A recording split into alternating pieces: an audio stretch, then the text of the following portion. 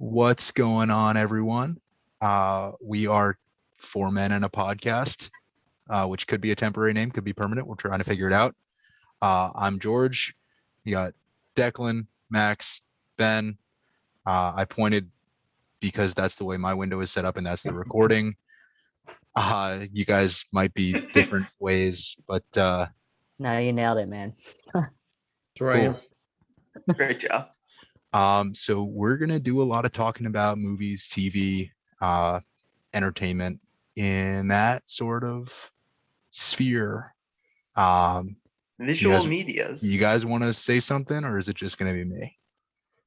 Oh no, I'm good. I think you got this one. Yeah, I think you got the next 45 Declan's minutes. gone already. Yeah, go for it. Amen. Okay, he's left. Yeah, I'm gone too, man. And that's the podcast. Mhm. So thanks for tuning into episode 1. We'll be back next week. Bye. No. So Subscribe to our Patreon. let's just dive on in. We've been talking about this. We've been planning the episode for a while. The What If finale is Oh my gosh. the big story of entertainment this week. Yeah. Mm-hmm. It set up a lot more questions than it answered. Mm-hmm. Yeah, well, I kind of figured that. They started off saying like there was going to be 2 seasons at least of this, so I figured there's going to be like one idea, like one bad guy. Ultron sort of served his purpose, like in Age of Ultron, where it's like, oh, this is a bad guy, but he's not the ultimate bad guy, and then just transfer that to like the multiverse. So I mean, they really set up like that. There's gonna be another, like, yeah, we know Kang is like out there and stuff doing his thing, but it kind of seems like they're setting up other potential multiverse like threats, which is pretty cool. I think that's a very cool way to go with the show. That to have these like crazy battles that technically don't need to like impact the main MCU timeline and stuff. So no, go ahead, Declan. Yeah, I was just gonna say I found the structure of it now that the finals come out to be interesting, and that I feel like there is retroactively an overarching story to it. Like previously, it seemed to just be anthology, but then with the final, all of a sudden, oh, this whole time it was building up to a team. That was clever. I'm sure it's been done before. I feel like I can't think of any TV show that's ever done it where, like, in the final episode, all the characters from the previous standalone episodes come together, something like that, in literal separate universes. They somewhat did that with what was it? The Marvel like Netflix shows. True. They hit their individual shows and then they like put them all together. And similar, like the Avengers, those were just movies. I feel like What If was like an expedited version of that. They went through all the same stories, but they skipped over a lot of parts of it, saying like, we figure what's going on here, and just showed the changes. So I kind of expected it, especially I think early trailers were showing like everybody fighting with each other, so I kind of figured they would cross over at some point. And it does make sense to Uatu always breaks his oath in the comics, and he puts together like a squad like this in the comics, so you kind of figured it was coming, right? A few things that I picked up on. I watched the episode yesterday afternoon. I was in Boston Tuesday night into Wednesday. Just got home yesterday afternoon. Watched the episode. Did anything interesting happen in Boston? Yeah. Baseball fans will get that. I'm not one. That might be a little bit too soon for George. I don't know. I'm gonna stick up for him. I'm a Boston fan. I'm gonna stick up for George right there. That is very fair. Been a rough week for me. Fair. But I watched the episode the when I Sox got did home. just drop Game 1 to Tampa, 5-0. So we'll see how it goes the next couple of days. But So that was just some backstory on my week. Watched the episode when I got home yesterday. Watched the episode last night before I went to sleep to prep for this recording, I guess. Couple things I picked up on the second viewing is that Peggy Carter, when Strange and Thor swarm Ultron with Mjolnir copies. Peggy Carter catches one and rides it back down to Earth. So is she worthy in this universe? Huh. Another thing I picked up on, we saw in the first episode of Loki, Infinity Stones are paperweights to the scale of the multiverse. And yet they are our MacGuffin in this show. So yes, you got the multiverse, you got Ultron, you got the Watcher, but at the same time, it's the Infinity Stones that sort of get that final conflict between Zola and Killmonger going. Mm-hmm. So one thing about the Infinity Stones is that they were never confirmed to be basically useless outside of the universe. They were just established as useless within the TVA. And that's what Loki established. It wasn't necessarily that they don't work out, but it was interesting because of the Infinity Stone crusher that Gamora had that only worked within the universe, which I think probably threw another wrench in a lot of fans' theories and their thinking, and probably confused them a little bit more as to why it doesn't necessarily work. Yeah. Speaking of Gamora, 1, working with Tony Stark. 2, wearing Thanos' armor, and the only explanation we get from Uatu is Gamora, survivor of Sakaar, destroyer of Thanos. And then it's just she's part of the Guardians of the Multiverse. So I did read up a little bit on this, and apparently there was a Gamora episode that was pushed to season 2 for some reason. Okay. That's right, because season 1 was supposed to be 10 episodes. Yes, yeah, I just think it had something in there that just and Loki was supposed to be longer too, by the way. Oh, yeah. You really? They said a bunch of this stuff was cut for COVID-19. So. Yeah. They changed a couple of things. Okay. But yeah, that episode is coming next season. That's what I've heard.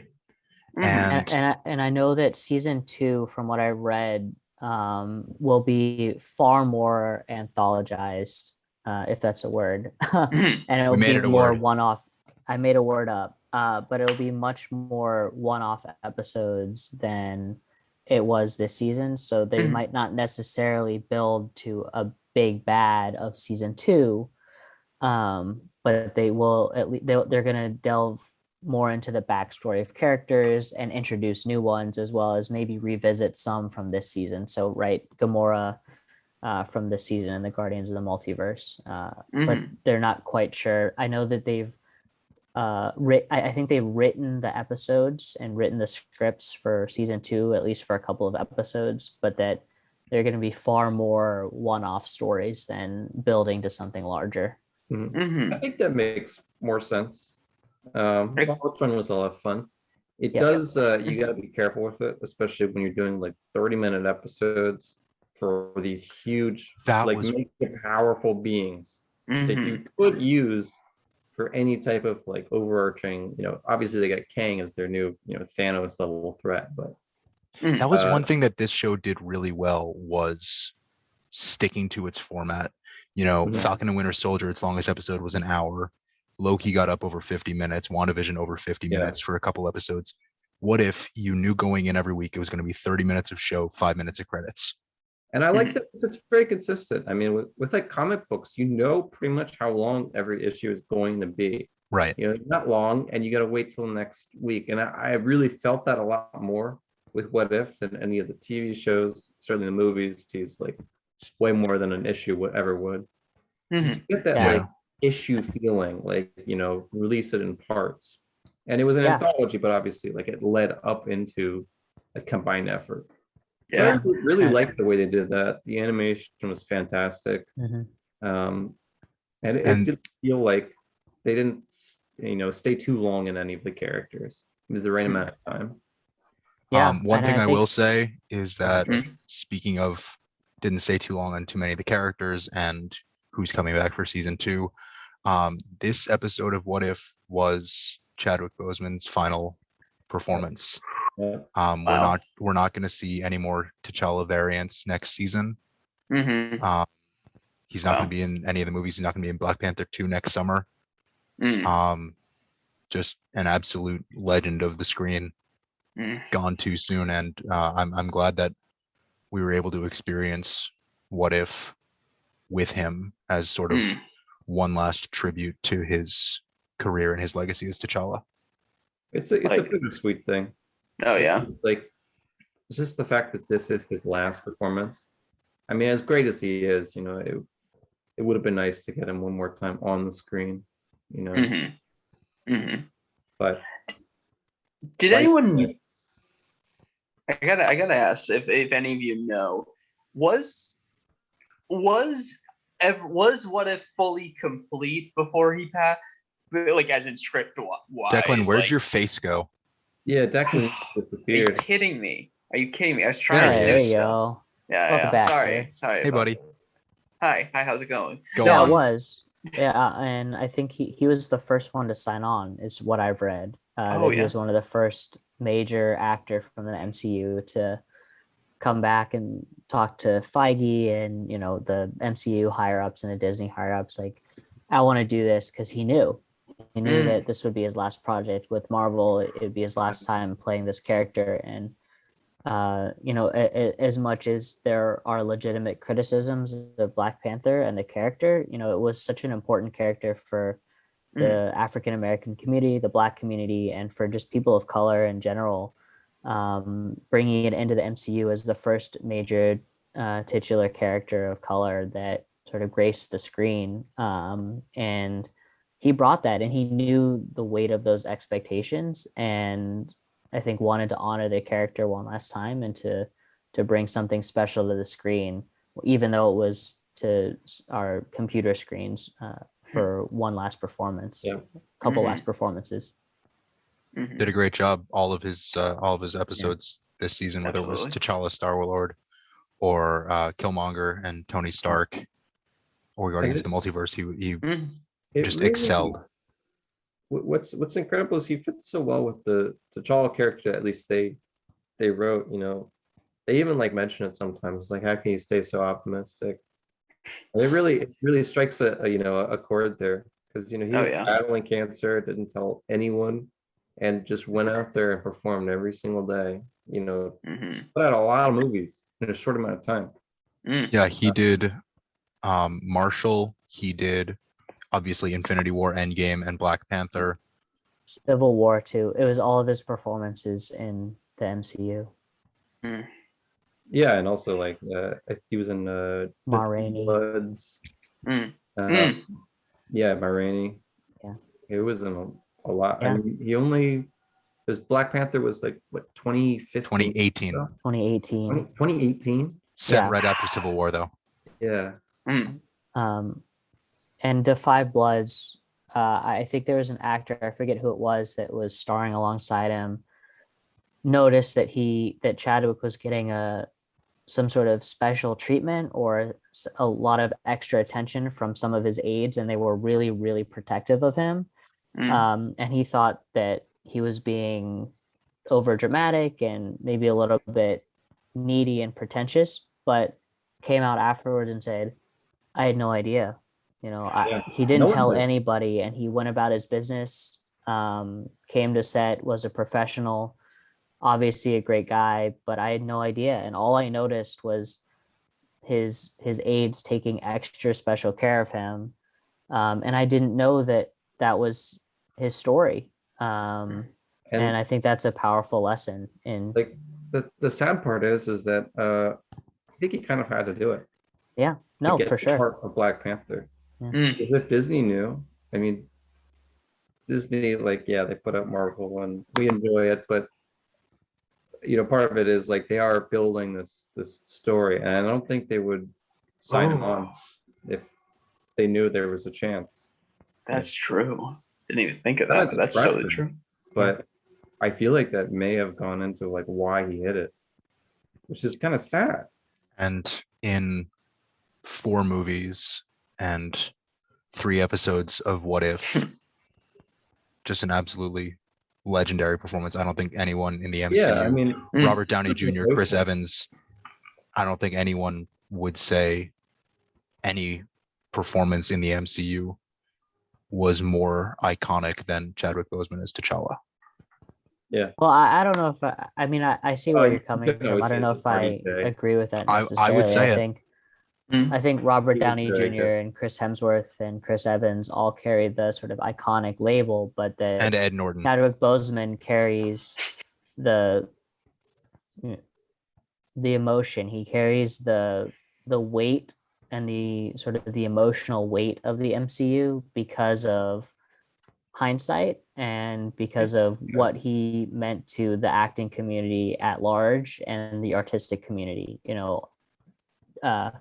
Howard University, I live in DC, they just named their their school of arts after him. Oh, wow. And I think I forget who it was, but it actually might have been Disney or Marvel that is now funding a scholarship in his name at the art school at Howard. It's like a $6 million scholarship for young artists at an HBCU, which is incredible. And it's huge. That's the kind of legacy that he's leaving behind. And I feel like for a lot of fans of the MCU and of Chadwick Boseman to quite honestly reduce his legacy to acting performances it was feels so much a little more. bit inadequate because he's leaving behind such grace and such beauty of a person, and that's so much more impactful than any kind of performance that he could give, despite the contributions he made to the films and TV shows that he starred in. Yeah. The world was made much, much worse when Chadwick Boseman passed away. That's all I can say, really. Yeah. So the world that we have come to love as movie fans, but also the world at large as a whole, is a little dimmer without him. So a very positive force, heart of the multiverse, heart of his team, heart of Avengers, and just overall, I mean, both him and his character that he played in there and all of his roles, he just brought everything. The turn to another lover of the Marvel Cinematic Universe, Mr. Martin Scorsese. I do want to get to Marty in a few minutes. We are going to talk about our favorite Marty Scorsese movies. Max has a real doozy of a favorite. But I just want to touch on one more thing on What If before we move on. Yeah. And that's Strange ending the episode monitoring that pocket dimension. Oh, yeah. With Killmonger and Ultron / Zola. And there's one thing I took notes last night so I could have something to reference. He's the last thing Strange says is, "What are friends for?" And it could be just Strange Supreme is a friend of Uatu now. It's like, hey, we're pals. We saved the multiverse. But every description I've read of Doctor Strange in the Multiverse of Madness, set for release next spring, winter, I think it's March, has said Strange continues his research on the Time Stone, but battles a friend turned enemy and unleashes unspeakable evil. That friend turned enemy, a lot of people are speculating it could be Wanda Maximoff. I personally think it's going to be Baron Mordo. Yeah, I figured. I think so, because Chiwetel Ejiofor has been confirmed to return in that role for Doctor Strange 2. What are friends for? Friend turned enemy. I think there's going to be some connection between this finale, because What If is the show of the multiverse. There's going to be some connection between this finale and Strange Supreme with Multiverse of Madness. Yeah, that's just my theory. Yep. I kept thinking that one time where Thor walks out the door and there's this like little pocket. I can't tell if it's like a pocket dimension, whether it's like constructed in between dimensions, complete like no reality or something, or limbo or something like that. Limbo is a place in the comics, a complete separate dimension. But the Thor walks out and he's like screaming, and I kept thinking, man, wouldn't that be hilarious if Wanda heard that screaming and like, somebody messed with it to make it sound like her kids. And Party Thor is going to be responsible for the multiverse of madness in some way. That's so brilliant. Someone I'm call like, Feige because that needs to be the actual reason. What I'll say is, I hope that you just called it. I feel like there's no way, but I really hope. I really hope. He's got a very, girly scream, so. Mm-hmm. But it's pretty high pitched, yeah. I'm pretty sure that he will tie in at least somehow. We'll see if we see him in like No Way Home, or that's just going to be Doctor Strange is sort of there, but mainly Spider-Man. Mm-hmm. I mean, he turns with his identity and stuff. I figure that's probably more of it. I don't think they're going to focus too much on Strange. But maybe I think Strange is going to fill the role that Tony Stark had in Homecoming and Fury had in Far From Home, where he's just sort of in that mentor position, but it is still Peter Parker's story. Yeah, but he screws things up a lot more than after them. No, for sure. And that's something I'm wondering about is like, at what point do you give Tom Holland's Spider-Man a movie of his own? Right? Is it too late at this point? What you wish for, Parker. Because I mean, they're packing these movies full of big names, right? They had Robert Downey Jr. in Homecoming. They had Nick Fury and Jake Gyllenhaal in Far From Home, and now this one has the biggest implications, and obviously the assumptions are we have 2 new Spider-Men coming in. Well, not new, but Andrew Garfield and Tobey Maguire potentially, and fingers crossed. Multiverse implications, and there's so much in this new movie that is possible. So at what point does he actually get to become a neighborhood Spider-Man? Does he ever get to become a neighborhood Spider-Man? That is one of the faults of the Marvel identity, which is because all the movies are so intertwined with this big bad all the time, you have to make them related. And Spider-Man should most of the time be like, hey, it's your friendly neighborhood Spider-Man. It's very condensed in New York. Most of the time, Peter Parker's main issue is being Spider-Man and being Peter Parker at the same time. It was meant to be, like a kid, for all the kids of New York, be like, oh, he's one of us. And I think that you did sort of hit it on the mark where all of them, I really like Tom Holland and Spider-Man, and I like most of the movies. But they do have a grander feel than I feel like Spider-Man probably should, at least by himself, because they want to tie it into, the overarching theme. And there's other characters like that too. Do you think it's the same issue with Shang-Chi? Yeah, Shang-Chi, it mainly, in the comics, he's a martial artist, and there's lots of problems with some of the parts of the comics, but the main thing is, he's supposed to be this martial arts expert, and they got to give him the 10 rings and make 10 rings really powerful, because he's got to be able to contend with what's coming in the later movies. And the 10 rings, they had those post-credit scenes where this mysterious signal's coming from, but it does limit them to align all their characters with stuff. That's the overarching theme. So with Spider-Man No Way Home and Multiverse of Madness, and Shang-Chi just came out, I want to talk about what are your collective or our collective highest anticipated movies for the rest of the year. I know No Way Home is probably going to be at the top of all of our lists. I know for me, Eternals is huge, obviously. Next month. We're now inside 30 days for Eternals. What a great cast. Richard Madden, Angelina Jolie, Kumail Nanjiani. Kit Harington. Kit Harington, exactly. Yeah. James Bond is tomorrow, right?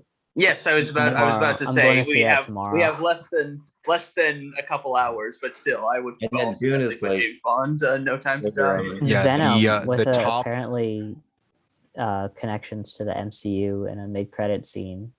The top cinematic releases of October 8th, 2021.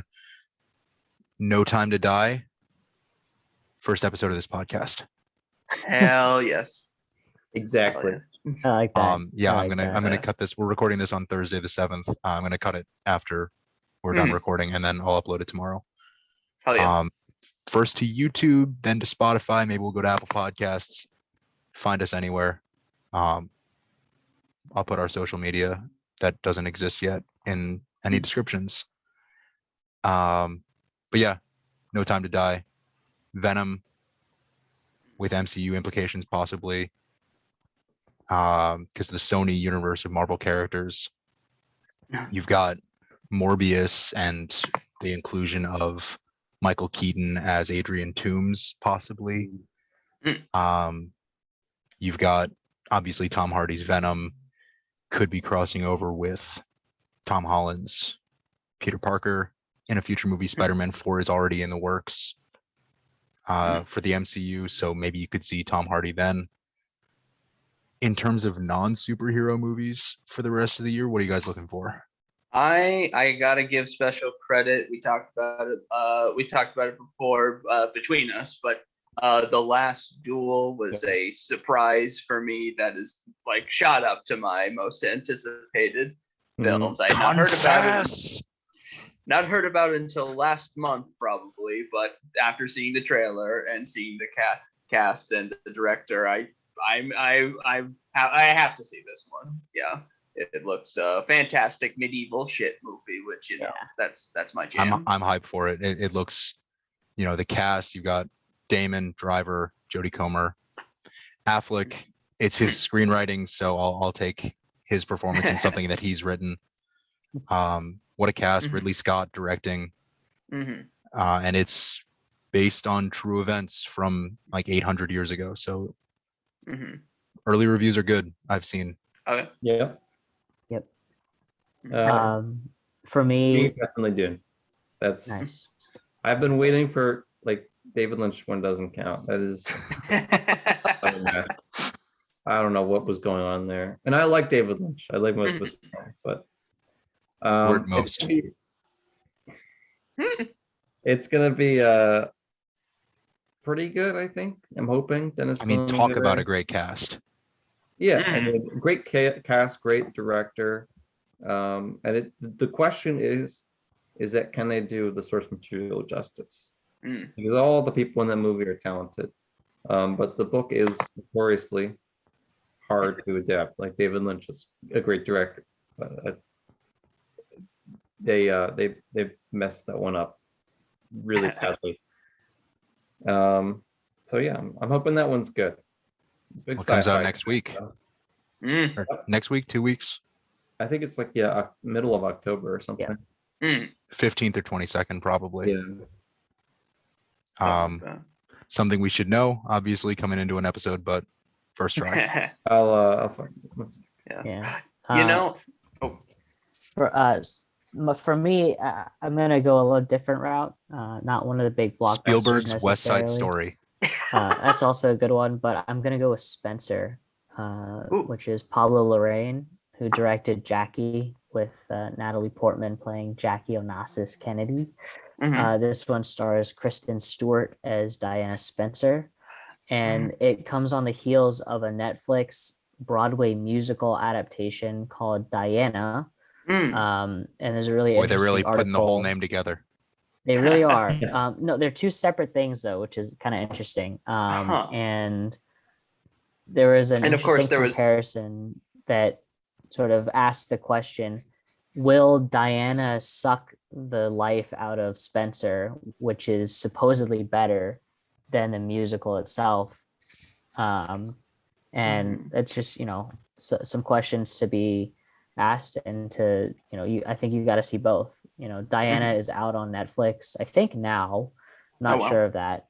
If not in the next couple of weeks, but Spencer should be coming out also within the next couple of weeks. And the question posed in the article is whether Diana would take out some of the impact of Spencer, which tells perhaps a more compelling and complex story of who Diana Spencer was as a woman and as a princess. It's also interesting that I just got to bring it up since it's one of my favorite shows. It's also interesting to also consider it coming out relatively soon, a year or so, or so Next after the year. latest season of The Crown, which heavily focused on the story of Diana. It's like Elizabeth loving Debicki, Diana right now. an MCU alum, will be playing Diana in the next season, replacing Emmy. I think she was Emmy nominated, the actress from this past season. Oh wow! Who played Diana? I forget her name. Yeah, blanking on it, but she did a fantastic job. You know, so I love The Crown. It's fascinating. It's fascinating how you know, like so many things. 1 second, nothing. Then all of a sudden, boom! Like it's big thing. You know, it's like people weren't. I mean, people knew Princess Diana was, but then all of a sudden, like 3 massive adaptations of her life. You know, it's an interesting thing to see. Yeah, I don't really know why. I don't know why. Maybe the Britons know better. Yeah, I guess maybe they didn't want to do anything when she had died because her kids were still growing up and stuff.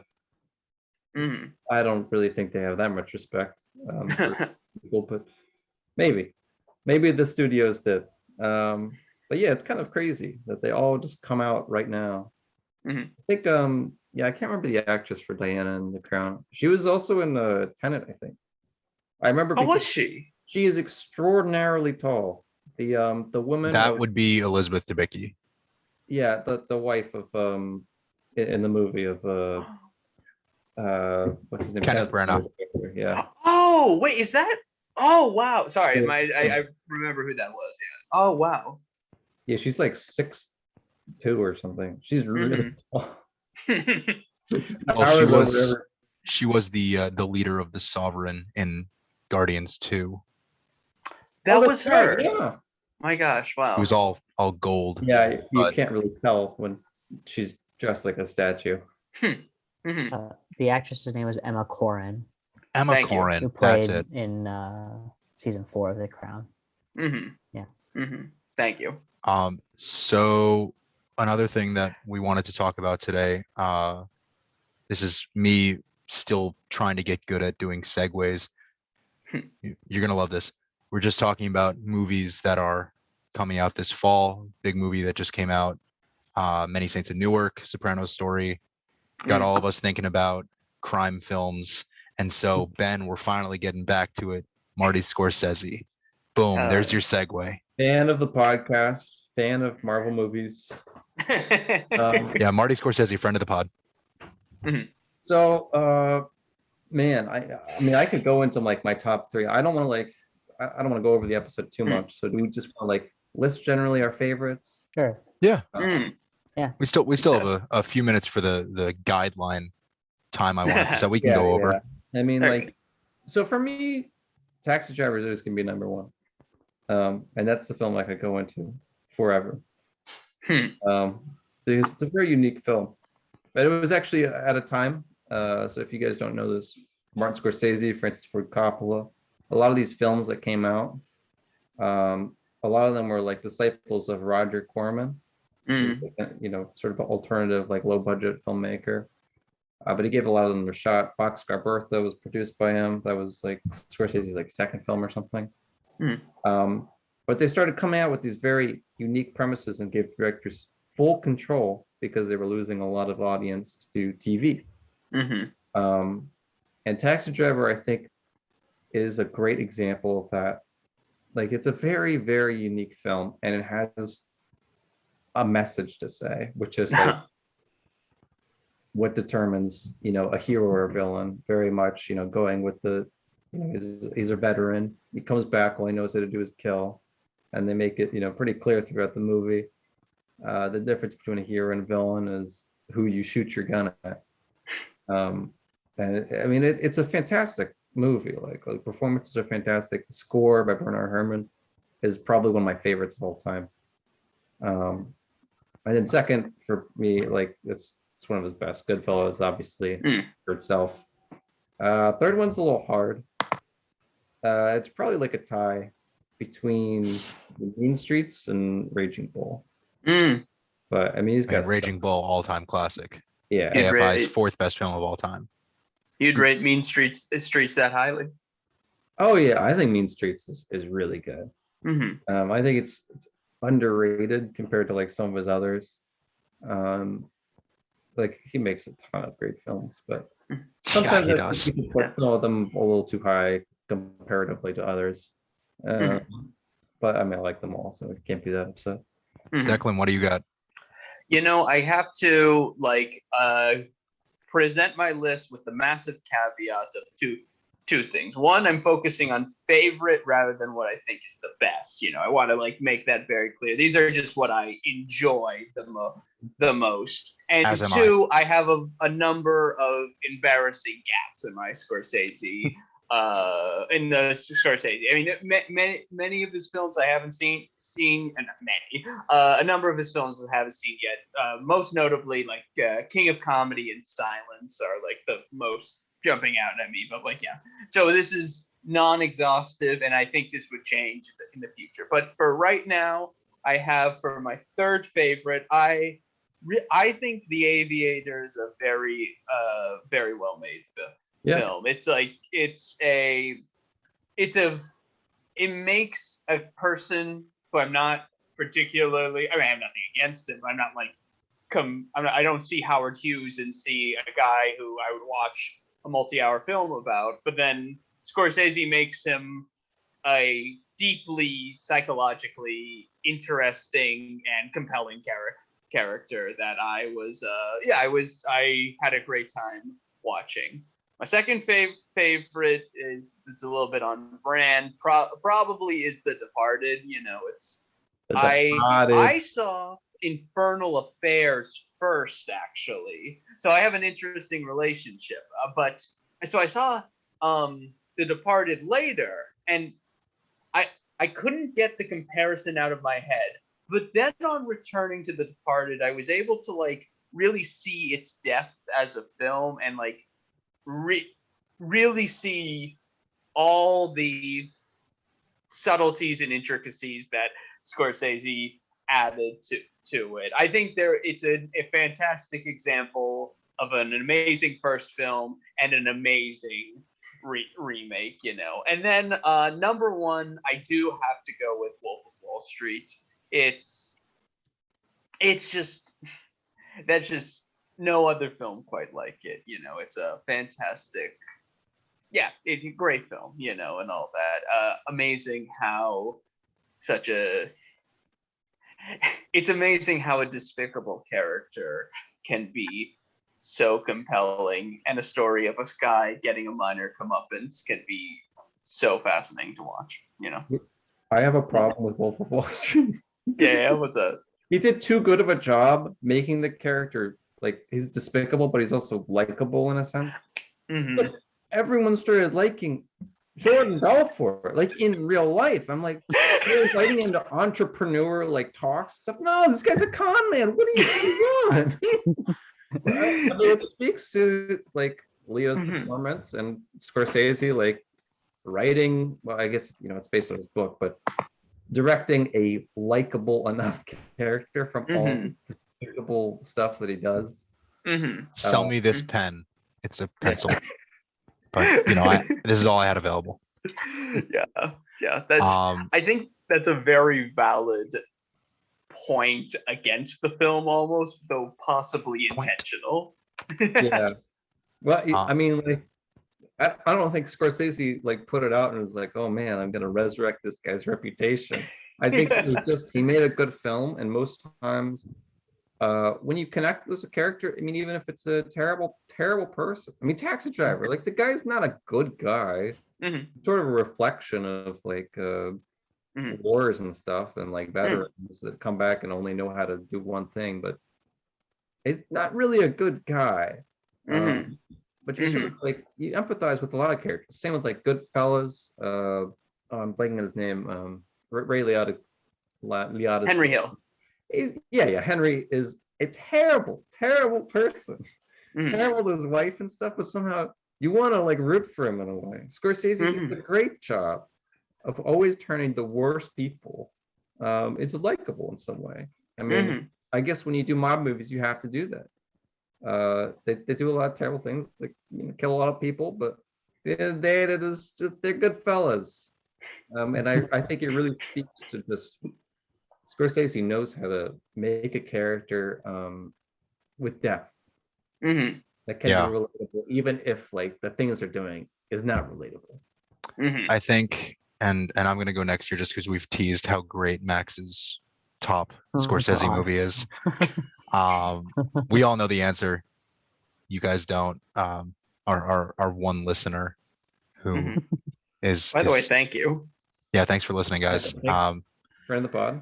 So, number one, I mean, all of my favorite Scorsese movies, my top three, have been said already by you two.